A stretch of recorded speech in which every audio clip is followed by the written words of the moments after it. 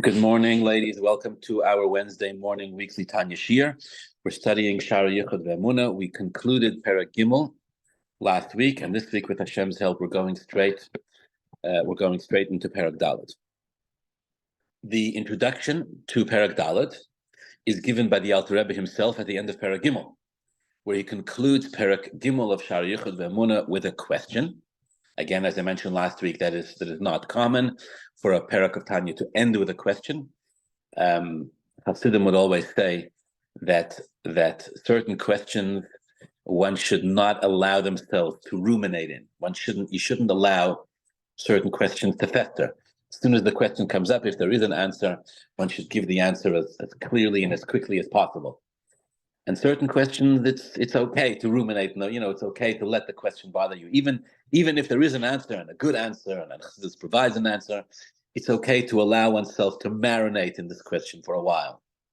So Chassidim would say, when they studied this part of Tanya, they would say that the question that the Alter Rebbe concludes the third Perek Gimmel of Tanya with, fits into the category. It's the kind of question that it's okay to allow oneself to ruminate and marinate in this question. So what's the question the Alter Rebbe ends with? The Alter Rebbe ends with the question: why, if all of existence that Hashem has created, if all the world, the spiritual world, the physical world, really all of creation itself, if it's all so dependent upon the divine power, the Dvar Hashem, the word of Hashem, to constantly keep it in existence over and over again. If it's not just dependent, if it's actually really, because it's so dependent, if it really is an extension in the end of Hashem himself, if it's like light that comes from the sun, and not just light that comes from the sun, but light that comes from the sun as it exists within the sun itself, as we've been speaking over the past couple of weeks. If all of existence really is so not existent as an existence for itself, and so united with Hashem, and like we spoke, it just exists within Hashem himself. So why Lama einan b'teilim b'Metzius l'mekayram, then why is the world not nullified in its existence to its source? Why is it not Bottul B'Metzius? Why does the world seem and feel and appear to be such an existence? I mean, why the world looks like it runs, and these forces of nature that Hashem has put into existence, they're very powerful. So if they're really all so Bottul B'Metzius l'mekayram, so why is this not? The word the Alter Rebbe asks are Lama einan b'teilim b'Metzius l'mekayram. Why are they not nullified in their existence to their source? So the simple understanding, of course, is they are Bottul B'Metzius, but we just don't see it. Why is this not more apparent? This is the simple understanding of the question, right? Why is the bittul, the nullification of all of existence to their source? Why is this not more revealed? This is the simple understanding of the Alter Rebbe's question. Of course, there's a deeper level.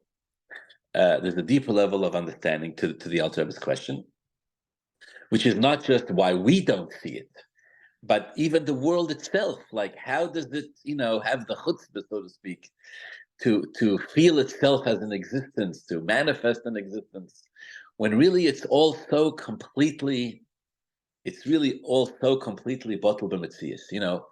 I was thinking of a shtickle moshel for this.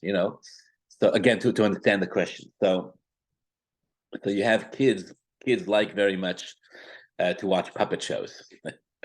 So what are puppet shows? An adult usually, or it could even be another kid, they stick their hand into a puppet and they hide their hand underneath, and all you see is the puppet.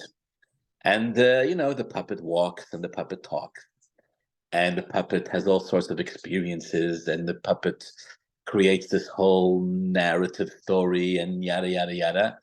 And actually, it's really just a puppet, right? So, of course, for adults, this is less entertaining because the adult isn't fooled by the facade. The adult doesn't think that the puppet lives, walks, and talks. It's just a puppet. The adult knows this. But the child doesn't see, if you will, doesn't conceptually see so much, so clearly that there's an adult behind us, that there are strings or a hand inside, whatever. And the child sort of buys more into the reality that the puppet itself has taken on a life of its own. So this is maybe a shtickle muscle, right, for the way the Eibishter runs the world, where it's like the whole thing is being puppeted around, right? It makes it look like there's a world and there's all sorts of existences and this and that, and in reality, it's all Hashem. Hashem's hand is inside. So the question is, what's the Alter Rebbe's question? The Alter Rebbe's question is, okay, so the child doesn't have, the Alter Rebbe says before, our eyes don't have the ability to see, what it is that's going on. Okay, granted, fine. But so we're like children. We're like children watching a puppet show in that sense, granted. But even a child who's watching a puppet show, if you were to tap the child on the shoulder and say, listen, does it really seem like the puppet is real to you? Well, at first the child may say yes. Tell the child, look, think into it. Is that really how human beings look?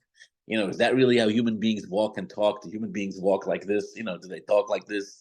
It's not how it works.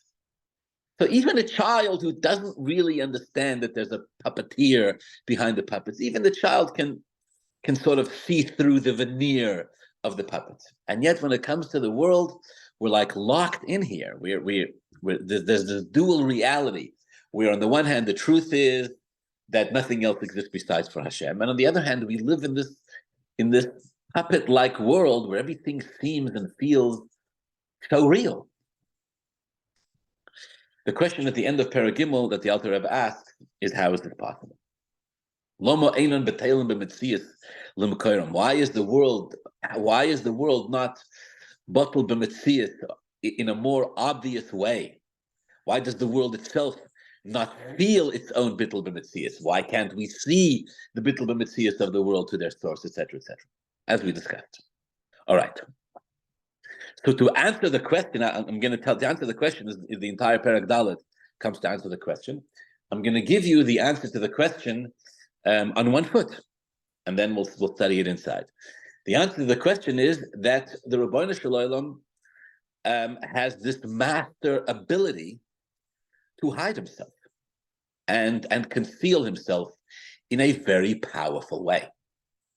So not just does the Ribbono Shel Olam, if to go back to my muscle of the puppets, not just is the Ribbono Shel Olam a master puppeteer, right, where he can make the puppets do elaborate things, just 5,784-year-long puppet show where there's just these tremendous amounts of experiences and complications and yada yada yada. Not just is the Eibishter a master puppeteer in the sense of creating this elaborate plot, if you will, but the Eibishter is also a master at making the puppets look real, even making the puppets themselves feel themselves as real. And the Eibishter hides himself completely in the process. The Alter Rebbe will go on to say, L'cho Hashem HaGdula, this is the deeper meaning, L'cho Hashem HaGdula v'Hagevura, right? Gedula is, we say every day in davening, L'cho Hashem HaGdula v'Hagevura. Gedula is Hashem's ability, is chesed, is Hashem's ability to be manifest, to be expressive, to create, to produce, world creation, etc. And at the same time, L'cho Hashem HaGevura, Hashem has the strength to withhold himself and hide himself and conceal himself completely in the process. Right, like a ventriloquist who cannot just project their voice through the puppet, but they can also do so in such a way where they hide themselves to the point, we have to say, in the case of the ventriloquist, to the case not just that the people think it's real, but the puppet itself, starts to feel itself like its own existence. Okay, that's the answer. The answer is that Hashem has this amazing ability to hide himself, Tzimtzum, Helam, Hester, to do so in the process, to create this world, to make the world look real to others and feel real to itself, while at the whole time orchestrating and controlling the whole thing, and then behind and hiding himself all in the process. Okay, I just want to add here, parent. That's going to be the answer. This is going to be explained in Perek Dalet. I just want to add here, parenthetically, open brackets. As we're saying this, perhaps a question may be coming to mind, which is, if that's the case, then if really nothing else exists besides for Hashem, and this is all just massive puppet show, then what's our significance in this? So what? So we're really the puppets? So then what's the purpose of learning Torah and doing mitzvahs? What's the purpose of living this life? What is it that we're contributing? If it's just intended that we feel like we're contributing something, but we aren't really, then we're back to the mother of all questions, right? As far as theology and Yiddishkeit is concerned, the mother of all questions is, so what's the point? So what are we actually doing here? What's our contribution of Torah mitzvah? What's the significance of it, etc., etc.? So this will actually be dealt with later. The Alter Rebbe will talk about this later on in Shaar in the concept of Tzimtzum is not kipshuta, etc., as we'll learn later. But for now, we're going to learn about this powerful concept of Tzimtzum, of Helam Hester, that Hashem has the ability to conceal Himself. Perek Dalet.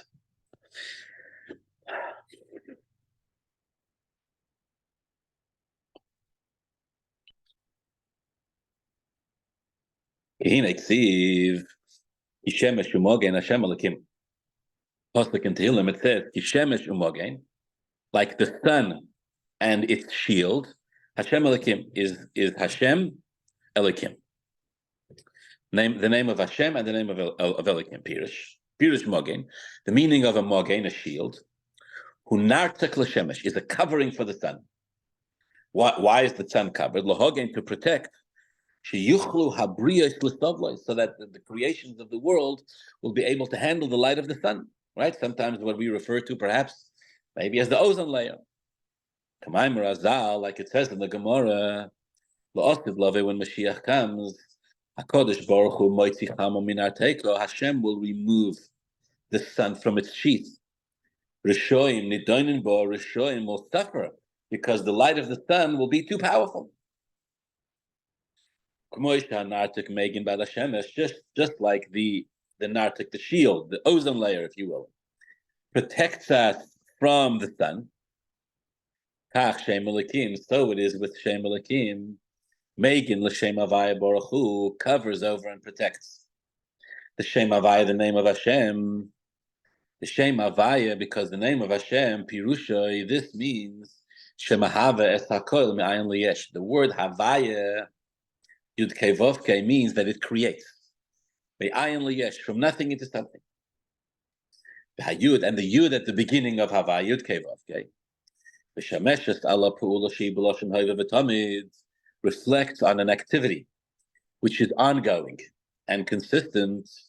The Pirush Rashi, as Rashi explains on the pasuk, quote, so Eve would do all the days. Doesn't say this is what Eve did all the days. That would be kocha osta Eve kol hayom. Kocha osta Eve kol hayom means so Eve did all the days. Kocha yasta Eve kol hayom means so he would continuously do all the days. So when we say Hashem's name is Yud Kei Vav Kei, the word the translation of the word Yud Kei Vav Kei is the continuous, consistent, constant creator. This refers to, as we've been learning, the Chayas, the energy that comes from Hashem every single moment, into all of creations.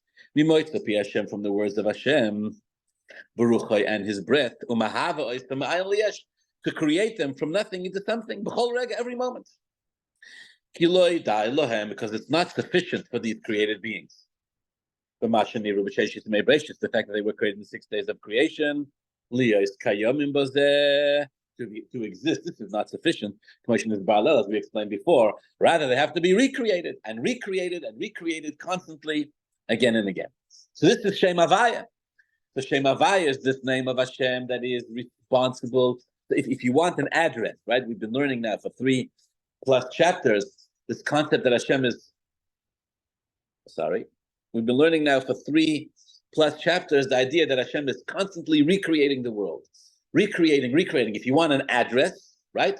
Where does this energy, where does this divine energy come from? The Alter Rebbe says this comes from Shem Havaya.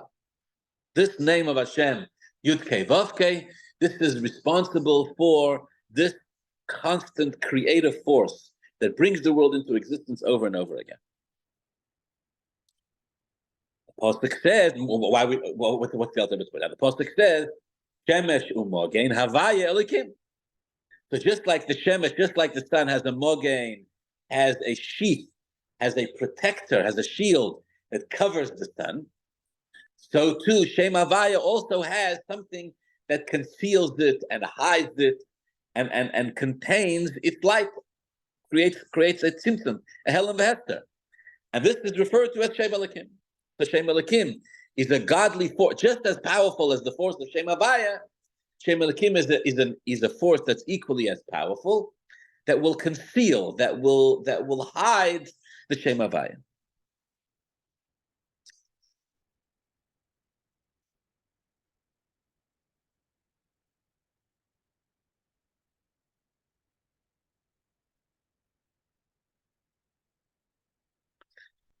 When we organize, when we daven and we speak about Hashem's praise and how great Hashem is, we say, we say that God is great. Right? We say Hashem is God, we say Hashem is great. We also say Hashem is Gibor, Hashem is powerful. So what do these two things mean? Hagodol, Hagibor.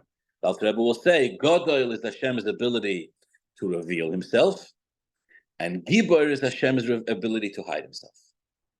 Hagodol v'hagibor, Shem Havaya, Shem Elokim. The power to reveal and the power to conceal. The power to create a world and for Hashem to hide himself within this world. Pirush Hagodol. When we say Hashem is God, Hashem is great, what does that mean? Middas Chesed. This is the attribute of Chesed. And Hashem's ability to spread, to expand his chayes, in all worlds. An infinite amount of creations. Creations that are infinite and never ending. To create them from nothing into something. And to exist in true kindness, meaning they don't have to do anything to deserve, to earn the right to be created. Hashem creates them chesed chinam.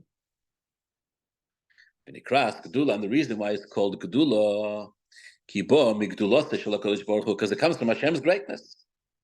Hashem himself. Because Hashem is great, and his greatness, his Gedula has no end.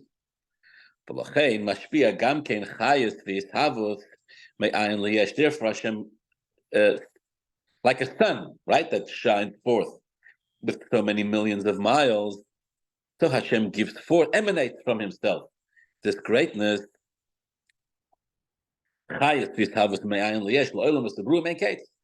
all of these infinite amounts of worlds and creation. For it is the nature of something good, it is the nature of something good, to do good.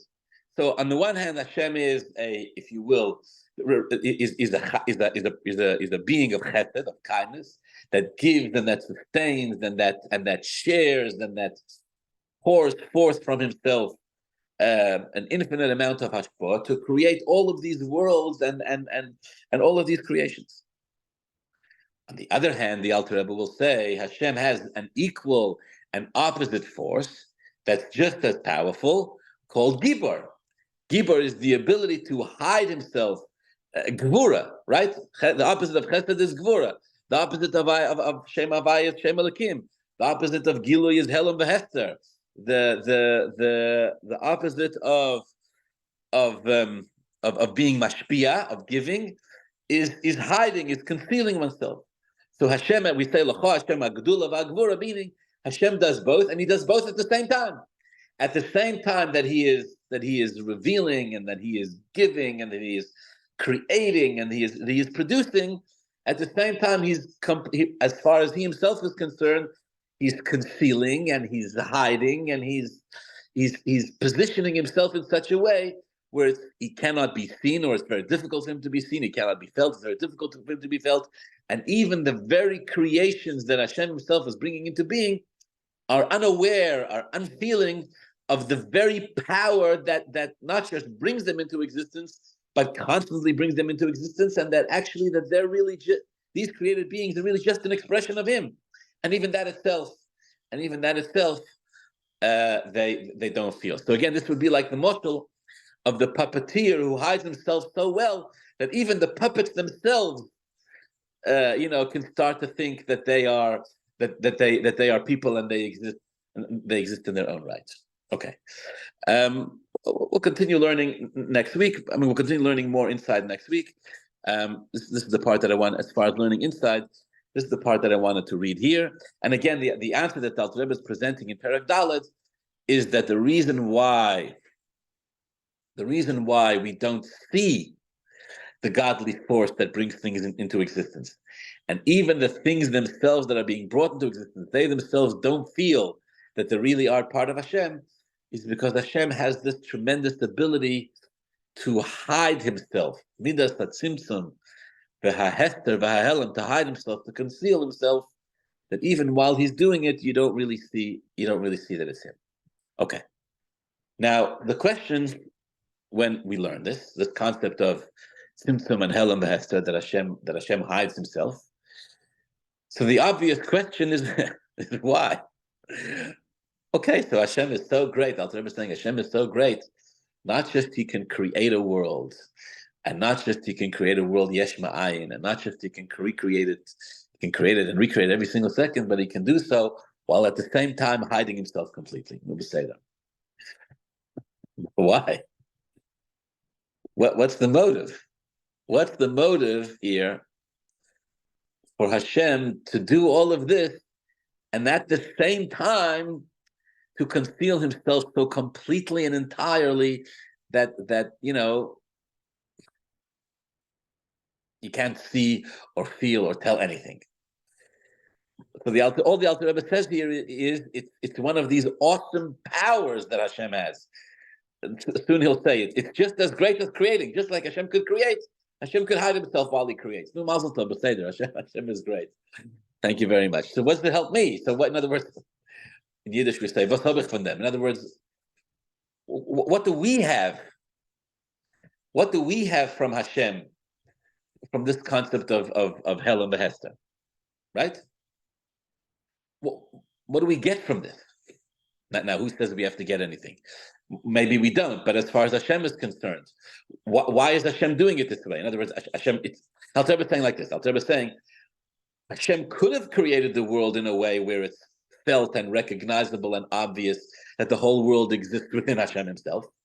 Hashem could have created the world that way, but Hashem didn't. Why? Because Hashem has this masterful ability of Helam, of hiding Himself.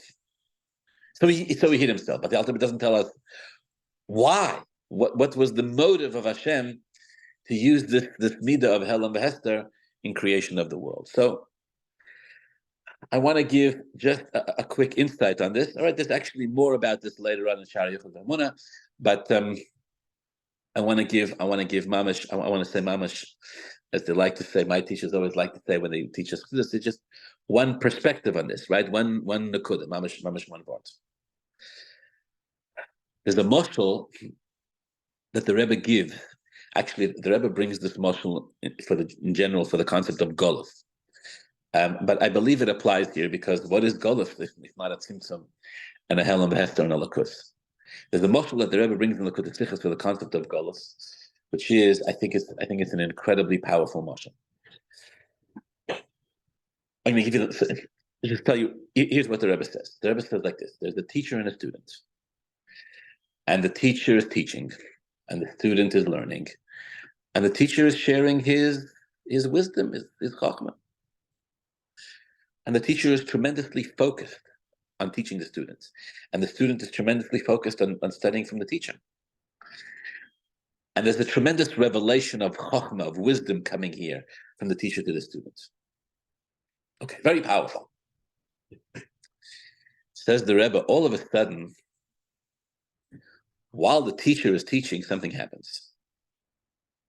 What happens is that as a result of the teacher speaking and teaching the students, in the teacher's own mind, a new idea flashes in his brain. Now, those of us who teach know that this happens all the time. As you're articulating ideas that you had thought beforehand you were going to present, somehow the act of articulating and teaching these ideas triggers the brain, triggers the flow of seichel to think of new depths and new layers that we hadn't thought of before. The teacher himself or herself will get new ideas as a result of the act of teaching. It's a very powerful concept. So the Rebbe says the teacher is teaching, and while he's teaching, something flashes in his brain. He's got this new level of insight. He's got this new layer of meaning that's tickling his brain while he's teaching. Okay. Now, here's what happens.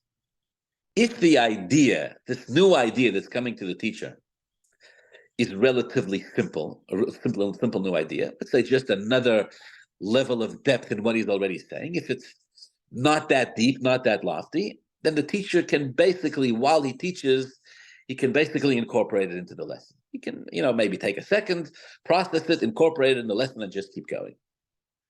But if the idea that starts to tickle the teacher's brain is tremendously profound, it's incredibly lofty, then the teacher needs some time in order to reflect on this new idea and process it.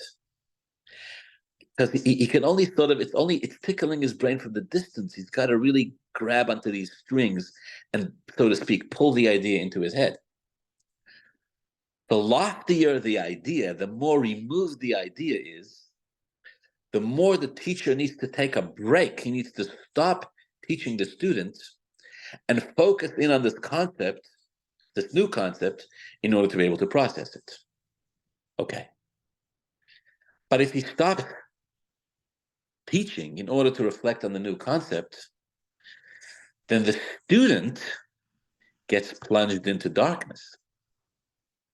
The student goes into a reality that the Rebbe is going to compare to Golus. Because as far as the student is concerned, 1 second ago his teacher was teaching him, and now his teacher is silent. And not just silent, but the student can tell that the teacher is mentally checked out. Wait a second, says the Rebbe. The teacher knows this. The teacher knows that if he stops teaching, the student is going to be plunged into. The teacher has to retreat from the student, and the student is going to feel abandoned. The teacher knows that the student will feel this way. So now, says the Rebbe, the teacher has two options. Number one, the teacher can ignore the concept.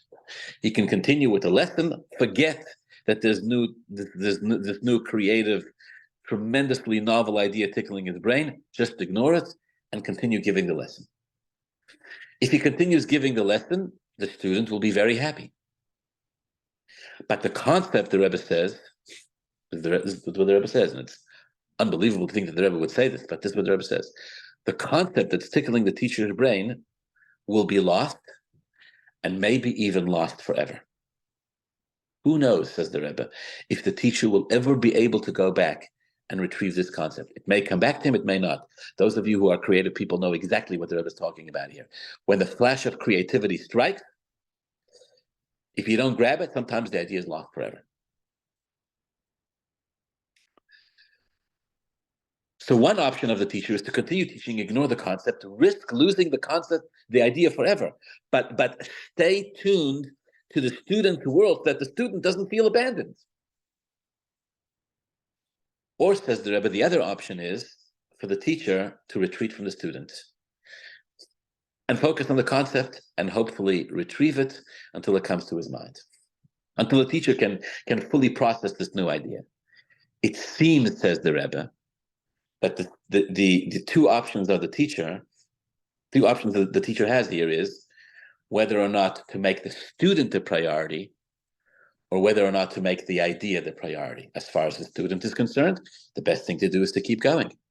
As far as the idea is concerned, as far as the teacher's own understanding is concerned, the best thing to do is to stop and retrieve the idea.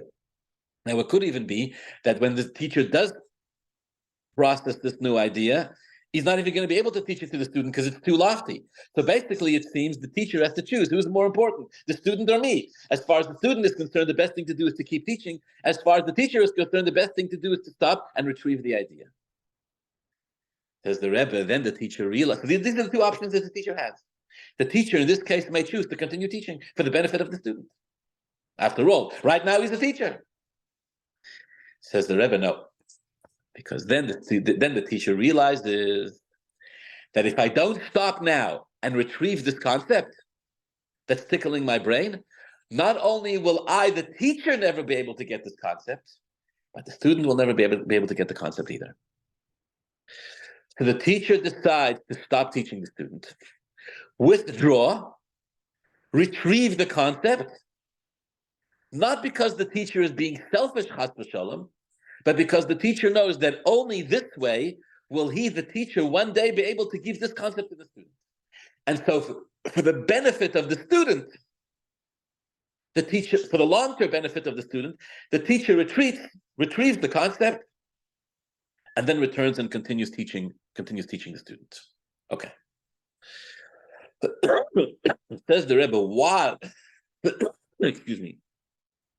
teacher is in retreat, while the teacher is ignoring the student, you have a dual reality here. In the world of the student, this is complete golus. This is complete darkness. 1 minute ago, the teacher was teaching and sharing and invested and giving the student. And the next minute, the teacher's gone. Maybe even without explanation, because the teacher has to rush to retrieve the concept without getting distracted. On the other hand, in the world, in the student's world, this is darkness. This is golus. On the other hand, in the teacher's world, what's happening here is that a new gilui, a new level, a new loftier idea is cooking here, is being prepared, is being drawn down in order to one day be able to teach that to the student as well. All right, this is the Rebbe's mashal. It's a phenomenal mashal. I mean, the Rebbe doesn't need me to say his mashalim are phenomenal, but it's a phenomenal mashal if you think about it for the concept of golus. What the Rebbe is saying is that golus is really, in truth, it's not just a punishment. It's not just a reality of darkness for us, for the recipients, for the Yidden in golus. That's the way we experience golus. We experience golus as Hashem retreating from us, right? Hashem in the Nimshal being the teacher, the Yidden being the student. What's happening is that the Bisman in the times of the Beis Hamikdash, there was a tremendous revelation of godliness. It's like the teacher was teaching the student. But then as this revelation, as the teacher starts to sense that there's a much higher revelation that could be drawn down, that the student could eventually reach a higher level one day. So the teacher pulls back. The teacher pulls back the revelation that was in order to allow a higher level, a higher gilui elokus to be able to one day come down later on in the future when this gilui will be manifest. This is the mashal and the nimshal, the way the Rebbe explains it, and the Rebbe says that this means the fact that this golus is 2,000 is close to 2,000 years means that the idea, the revelation that's coming is so great that it takes this long for the teacher to pull away from the students in order to bring down this new concept. The loftier, the greater, the higher the new concept is, the more time it takes in the teacher then to pull back and retreat and prepare the new concept for the students. All right.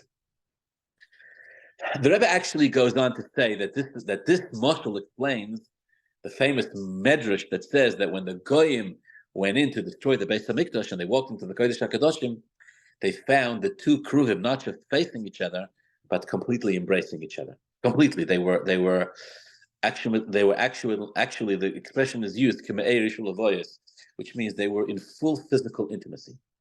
The kruvim, one male, one female, one representing Hashem, one representing Klal Yisrael. And the famous question, of course, that all the commentators, so the Medrash says when the goyim went into the Kodesh HaKadoshim to destroy the Beis Hamikdash, they found the kruvim in full physical embrace. And the question that everybody asks is, what do you mean? The Gemara says that when the Yidden didn't do the will of Hashem, the Kruvim would turn away from each other. And here's the moment the Beis HaMikdash is being destroyed, Rahman al-Islam. And now the Kruvim are in a full, complete embrace. I heard they once asked this question by the Maggid. This is a wild story / word. Wild. I heard they once asked the Maggid of Mezrich this shaila. How could it be that when they went in to destroy the Beis HaMikdash, and Hashem destroyed the Beis HaMikdash because of Sinas Chinam, because of the worst of Avodah Zorah, Gilrash, whatever it was, terrible averes, they asked the Maggid, how is it possible that at a moment like this, the two Kruvim were sorry, I'm using my phone. The two Kruvim were in such a complete embrace. How is it possible? So the Maggid of Mezrich answered with one line. It's a line in Halacha. It says, There's a halacha that before a man goes out on a journey, he's halachically obligated, if it's permissible, of course, to be physically intimate with his wife. Mind-boggling. So the Mr. Maggid said, because the Eibishter was, so to speak, going on a journey, 2,000 years of Golus, so beforehand there was this embrace of that is represented between the two Kruvim, between Hashem and Klal Yisrael. Anyway, so the Rebbe says, why the Kruvim embracing each other at the time of Churban Beis HaMikdash? Simple, says the not simple. Says the Rebbe, because the Kodesh HaKadoshim, where the Kruvim were, is a place where the Pnimius is revealed. So outside you see just the world of the student. Outside you see just Golus. Outside is just darkness. But in the Kodesh HaKadoshim, this is so to speak where the mind of the teacher exists. In the mind of the teacher, he's not plunging the student into darkness for the sake of darkness. He's plunging the student into darkness because he knows that it's going to be painful for the student. But he's doing it on purpose because through this he can give the student the higher level of revelation that's coming to him. So the teacher's motivation is for the benefit of the student. And so in the Kodesh HaKadoshim, where the Pnimius is revealed, the Rebbe says the two Kruvim are embracing each other, because in the Kodesh HaKadoshim it's revealed that everything Hashem does in the end is for the benefit of the students and for the Yidden. Okay, I'm wrapping up. So Perek Gimmel of Shaar Hayichud ve'Emunah is talking about the concept of Tzimtzum, Helam v'Hester. When you learn it at the outset, it's like what the Alter Rebbe is saying. The Alter Rebbe is saying Hashem can do whatever He wants, right? So Hashem can create a world, and the world is completely united with Him, completely.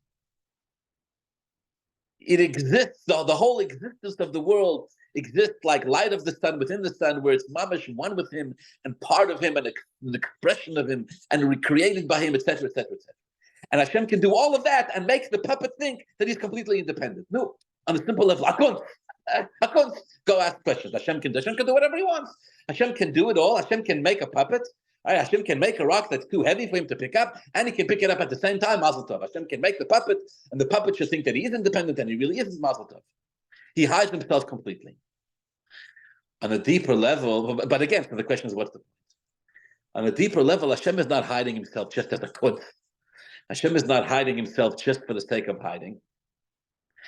When we say Hashem hides Himself, when we say there's this concept of Tzimtzum and Helam v'Hester, what it means is that because Hashem is infinite, and every revelation of Hashem is infinite, so every revelation of Hashem contains within it, part of this revelation is the ability to go from this revelation to a higher revelation. The process of going from one revelation to a higher revelation always involves Tzimtzum or Helam v'Hester, because you have to go from one level of understanding to the next level of understanding. To go from one level to the next, you have to graduate from the first. You have to get to a point where the first, like in the Rebbe's Mashal, where the teacher is teaching the student, but then there's that deeper level of insight that comes in. Okay, so now this level of Gilui Lakus is not enough. It's not. There's more to it. There's a way to get higher, to go from a lower level to a higher level. This is the rule. To go from a lower level to a higher level, you always need Tzimtzum v'Helam v'Hester in between. Because without the Tzimtzum and the Helam v'Hester in between, You get stuck in the previous level. People who never challenge, I'm running out of time. People who never challenge their own way of thinking. If you're not prepared to challenge your own way of thinking, then you get stuck in your way of thinking and you can never get out. People can live this way their whole lives. And Rahman al-Islam is very painful. It's painful for the people around them, and it even becomes painful for themselves because they become prisoners in their own way of thinking. They're not prepared to face a real, prepared to face a real challenge or a question. The Baal Shem Tov said, the Rebbe also quoted this once, the Baal Shem Tov said, bring me any concept in Torah, anything. Bring me any Indian in Torah anywhere. A Gemara, a Rashi, a Tosfos, a Din Shulchan Aruch, a Vort and Rambam, anything. The Baal Shem Tov says, I'll be able to ask a question on it. I'll be able to answer my question. Ask a question on that answer. Give an answer to that question. Question the answer and answer the question till infinity. Baal Shem Tov says, put your pin anywhere in the Gemara. I can do it. Why? Because it's a lakus. A lakus, by definition, is infinite. If it's infinite, means there's never a limit to the amount of layers you can go. So the Alter Rebbe is saying, L'cha Hashem Hagdula v'Hagevura means that the Eibishter always does both. Whenever there's an expression, whenever there's a gilui, whenever there's chesed, whenever there's shemesh, there's always going to be, together with it, will always be Gevura and Tzimtzum and Helam v'Hester and Shem Elokim, always. Shemesh v'mogen havai Elokim. Why? Pashut. Because the gilui has an infinite amount of levels. So Hashem is not just giving us a revelation of Godliness, he's not just giving us gilui l'kus, he's also giving us, together with that, or as very much a part of that, the ability to constantly grow higher, to ask a question on every answer in order to give an answer to every question. And so this l'chayr becomes the deeper meaning here of what the Alter Rebbe is saying. Because the world is an expression of the Eibishter, because the Eibishter is so deeply invested in the creation and existence of the world, therefore the Eibishter, so to speak, puts himself, or the world is an extension of Hashem himself. So if it's an extension of Hashem himself, just like Hashem has chesed and gevura, just like Hashem himself has chesed and gevura, so the world also has to have chesed and gevura. Parkeret, if the world would only have chesed, if the world would only have gilui l'kus, then the world would be limited, then it would be stuck. But because the world is an extension of Hashem himself, therefore it needs to have both chesed and gevura, a revelation and a concealment. But the purpose of the concealment is not chas v'shalom for the concealment itself. The purpose of the concealment is by means, number one, is to give a complete expression of the Eibishter, and number two, so that if in our language the pshat is, it can always facilitate and lead a person to a deeper and higher level of revelation and godly understanding. All right, thank you very much for being here. My apologies for the different style recording this week. My laptop, it doesn't seem to be working, so I did this on my phone. May Hashem bless you all. Thank you for being here, and we'll continue in Middas Hashem next week. Thank you, Rabbi, for an exciting Thank you so much.